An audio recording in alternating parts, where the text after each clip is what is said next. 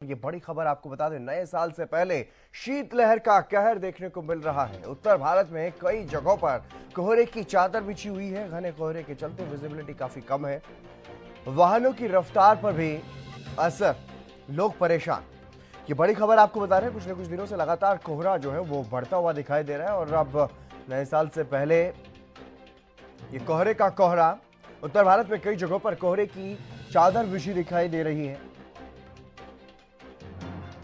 ये बड़ी खबर, वाहनों की रफ्तार पर भी असर, क्योंकि कोहरे की वजह से विजिबिलिटी काफी कम और इसीलिए वाहनों की रफ्तार बहुत कम। वाहन चालकों को खासा परेशानियों का सामना करना पड़ रहा है और ये चार अलग अलग तस्वीरें आप देखिए, पानीपत, पलवल, भिवानी और हिसार की ये तस्वीरें हैं।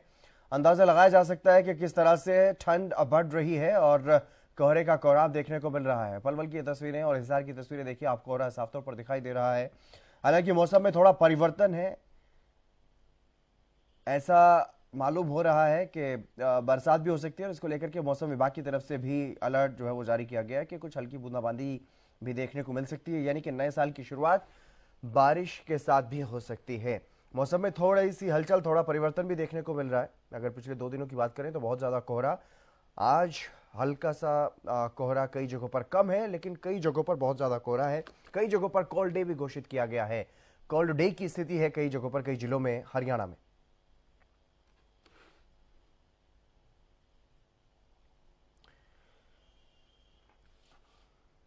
तो वाहनों की रफ्तार पर भी असर जो है वो देखने को मिल रहा है। लाजपत, हमारे संवाददाता हमारे साथ जुड़ गए हैं सोनीपत से। लाजपत, क्या कुछ ताजा अपडेट, किस तरह की तस्वीरें देखने को मिल रही हैं? जी बिल्कुल हितेंद्र, देखिए ठिठुरती ठंड है और काफी बड़ी ठंड है, क्योंकि आम आदमी जो है वो अपनी रफ्तार उनकी थम गई है, क्योंकि जो धुंध है उसके कारण जो लोगों को अपने सफर तय करना होता है, रोडों पर जो है वो लापरवाही दिखाई दे रही है, क्योंकि कोई लाइट नहीं है, कोई रिफ्लेक्टर नहीं है, कोई व्हाइट पट्टी नहीं है, क्योंकि धुंध का कहर जब बरसता है तो लोगों के लिए आफत बन जाती है। जैसे आपने कहा कि नए साल के जो है दिन जो है वो जा रहे हैं, लेकिन अब नया साल जैसे जैसे अब कुछ ही समय बचा है।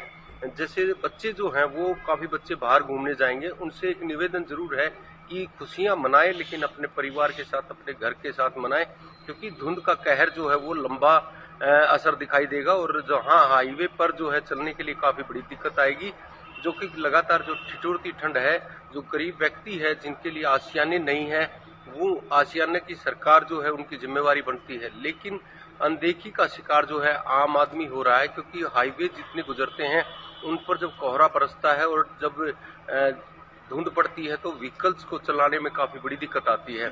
बिल्कुल लाजपत, और इसी बीच हमारे साथ दिनेश सहरावत भी जुड़ गए हैं पलवल से। दिनेश, किस तरह की तस्वीरें यहाँ पर देखने को मिल रही?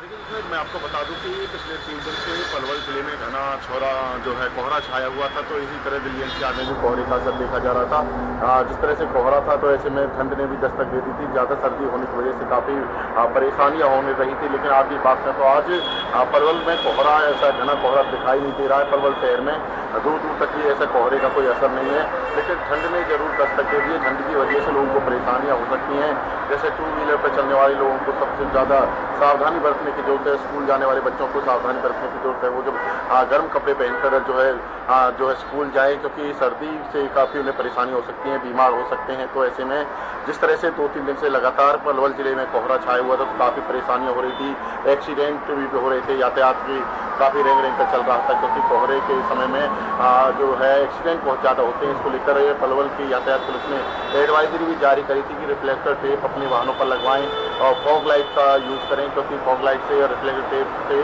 काफ़ी हादसों में कमी लाई जा सकती है, क्योंकि जिस तरह से अगला वाहन चलता है उस पर रिफ्लेक्टर टेप पर जो लाइट पड़ती है तो उससे दिख जाता है कि भाई सामने वाहन है, क्योंकि कोहरा इतना होता है कि जो एक वाहन जब ब्रेक लेता है तो दूसरा उसकी टक्कर से कई बार हादसे होते रहते हैं।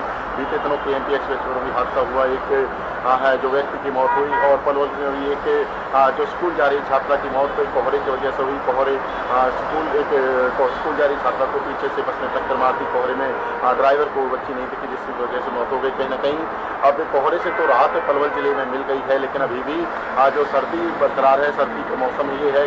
और इससे सर्दी की बात करें तो जिस तरह से कोहरा ज़्यादा होता है तो ऐसे में गेहूं की फसल के लिए कोहरा अच्छा होता है, किसानों के लिए लाभदायक होता है। लेकिन जो सरसों की फसल के लिए कोहरा काफ़ी प्रभावित करता है। बीते दिनों सरसों की जो फसल के जो किसान थे उनको परेशानियां हो रही थी, उनको चिंता थी कि उनकी जो सरसों की फसल है उसको कोहरा काफ़ी प्रभावित कर सकता है, खराब कर सकता है। लेकिन जिस तरह से आज कहीं ना कहीं राहत जरूर सरसों के जो किसान है उनको मिली है, सरसों की फसल में अब कोहरे से प्रभावित नहीं होगी। तो ऐसे में जो सर्दी ने दस्तक दे रखी है, सर्दी की वजह से डॉक्टरों का भी कहना है कि सर्दी से बचाव के लिए गर्म कपड़े पहने, अपने आप को हो सकता है तो जब कम से कम घर से बाहर निकले ताकि सर्दी से बचा जा सके, क्योंकि सर्दी की वजह से कई गंभीर बीमारियां हो जाती हैं। बूढ़े बुजुर्ग हैं उनको लेकिन तो इसके घर से अलावा अगर बिल्कुल बात की बाहर। जाए, क्योंकि मौसम में परिवर्तन यहाँ पर देखने को मिल रहा है, अगर पलवल की बात करें तो पलवल में मौसम में परिवर्तन देखने को मिल रहा है, क्या बारिश की संभावनाएं हैं मौसम विभाग की तरफ से, क्या कुछ जानकारी?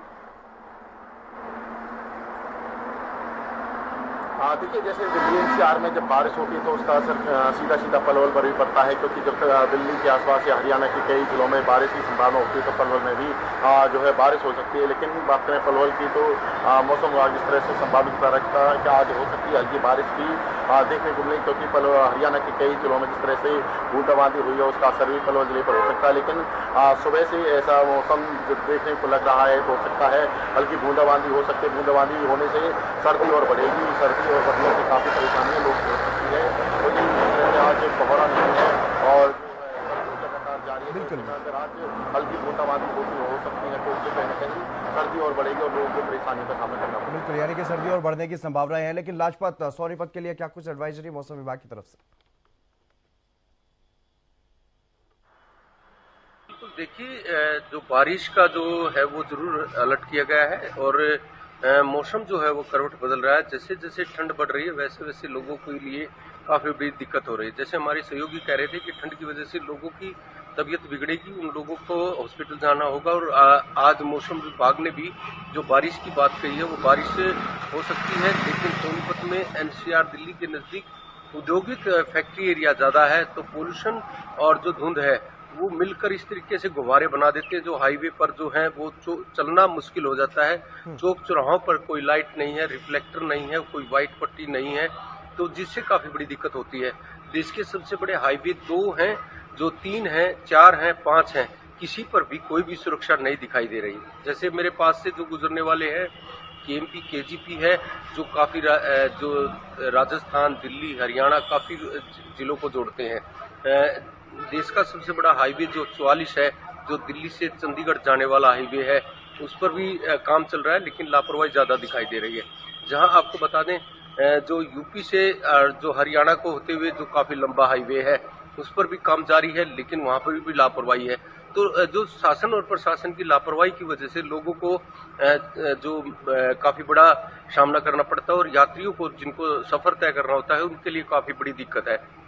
जहाँ ट्रैफिक पुलिस की जिम्मेवारी बनती है कि जो अपनी अपनी ड्यूटियां निभाए और धर्म निभाएं, क्योंकि लगातार जैसे जैसे कोहरा बढ़ रहा है और जैसे जैसे पोल्यूशन बढ़ रहा है वैसे वैसे लोगों के लिए आफत बन रही है। कहीं भी चौक चौराहों पर कोई लाइट, रिफ्लेक्टर या कोई भी ऐसी चीज नहीं दिखाई देती जिससे वाहनों को चलने में आसानी हो। लेकिन अनदेखी का शिकार जो है, प्रशासन की अनदेखी का शिकार वही व्यक्ति होगा जिसके साथ दुर्घटनाएं होती हैं। हमेशा से आपने भी देखा होगा कि जब भी धुंध पड़ती है तो बड़े हादसे हो जाते हैं, जिनका कहीं ना कहीं जिम्मेवारी शासन और प्रशासन की बनती है। लेकिन अनदेखी का शिकार जिन व्यक्तियों को होना होता है वही भुगतता है, क्योंकि हम जो है हाईवे को देखते हैं, जैसे केएमपी केजीपी है, उन पर 120 की स्पीड जो गाड़ी की है, लेकिन उस पर कोई सुख सुविधाएं नहीं दिखाई देती। व्हाइट पट्टी नहीं है, लाइट नहीं है, रिफ्लेक्टर नहीं है, काफी ऐसी चीजें हैं जिनसे दुर्घटनाएं हो जाती हैं।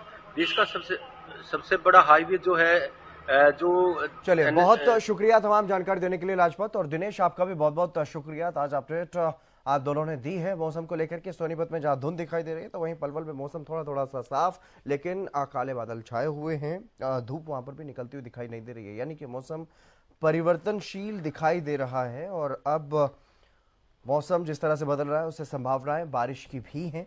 कई हिस्सों में बारिश का भी अलर्ट जो है वो जारी किया गया है।